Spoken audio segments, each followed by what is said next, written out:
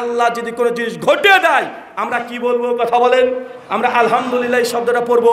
আল্লাহ সুবহানাহু ওয়া তাআলার সন্তুষ্টি আলা কুল্লি হাল, যে কোনো সময় একটাই বাক্য আলহামদুলিল্লাহ। আমরা তো বাঙালি মুসলমান, আমরা ইন্না লিল্লাহ কখন পড়ি? মানুষ মারা গেলে। কিছুদিন আগে আমি আমার ইন্ডিয়া মালদাতে প্রোগ্রাম করতে গিয়েছি। তো যখন প্রোগ্রাম করছিলাম তো একটা বাড়িতে বসে আছি, তো বাড়িওয়ালা তার বাচ্চার ছেলেকে দিয়ে খাবার পাঠিয়ে দিয়েছে। আস্তে আস্তে হাত থেকে পড়ে গেছে খাবারটা, গরম খাবার। আমি তখন বলছি ইন্না লিল্লাহি। যখন এটা পড়েছি, ছেলের বাপ দেখছি দূর থেকে গোল গোল চোখে তাকাচ্ছে, মনে হচ্ছে আমাকে খেয়ে ফেলবে। আমি তখন আজ করতে পারলাম বাঙালি তো কোনো একটা সমস্যা ঘটেছে, আর বুঝতে পারছি যে কেন গোল গোল করে তাকাচ্ছে, আজকে মানে ভাত আর খেতে দেবে না। একটুবার দেখছি ছেলের বাবা নিজেই চলে এসেছে খাবার নিয়ে, খাবারটা আমার সামনে রেখেছে। মৌলানা সাহেব একটা কথা বলবো। আচ্ছা জি বলেন। উনি তখন বলছেন আমার ছেলেটা না হয় গরম ভাতের থালাটা নিয়ে পড়েই গেল, আপনি কোথাও দোয়া করবেন না, আমার ছেলের জন্য মরার দোয়া করলেন। মানে বাঙালি মনে করে ইন্না নিলে তো মরা মানুষের দোয়া, মানুষ মরে গেলে এই দোয়াটা পড়তে হয়। মানে ওর জানা নাই যে কোনো খবর যদি খারাপ সংবাদ শুনেন, যদি কোনো মন্দ খবর শোনেন, সেই সময় আপনাকে ইন্না নিলা পড়া যায়। এখন যদি ইলেকট্রিক চলে যায় কোন দোয়া পড়বেন? যদি আপনার হাত থেকে একটা মোবাইল পড়ে যায় কোন দোয়া পড়বেন?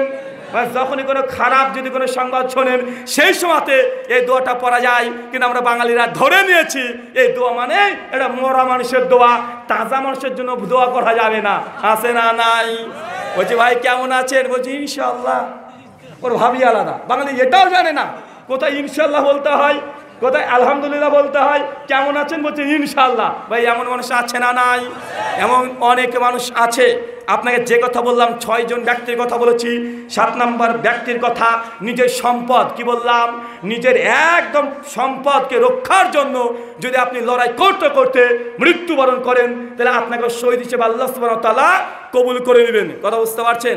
একদম নিজের সম্পদ রক্ষার জন্য যদি আপনি এই কাজ করেন, অবশ্যই আপনাকে শহীদ বলে আল্লাহ সুবহানাহু ওয়া তাআলা গ্রহণ করে নেবেন।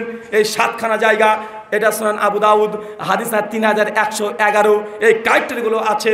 আল্লাহ সুবহানাহু ওয়া তাআলা যে কোনো একটা ক্রাইটেরিয়ার অন্তর্ভুক্ত আমাদেরকে করে জান্নাতে যেন আমরা শহীদের মর্যাদা পাই, আল্লাহ তুমি কবুল করে নাও।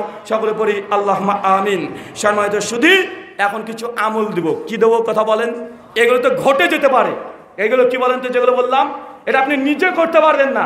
মানে আপনি ইচ্ছাকৃত পানিতে ঝাঁপ মেরে দিয়ে মরে যাবেন, জাহান্নামে যাবেন। কথা বুঝতে পারলেন না?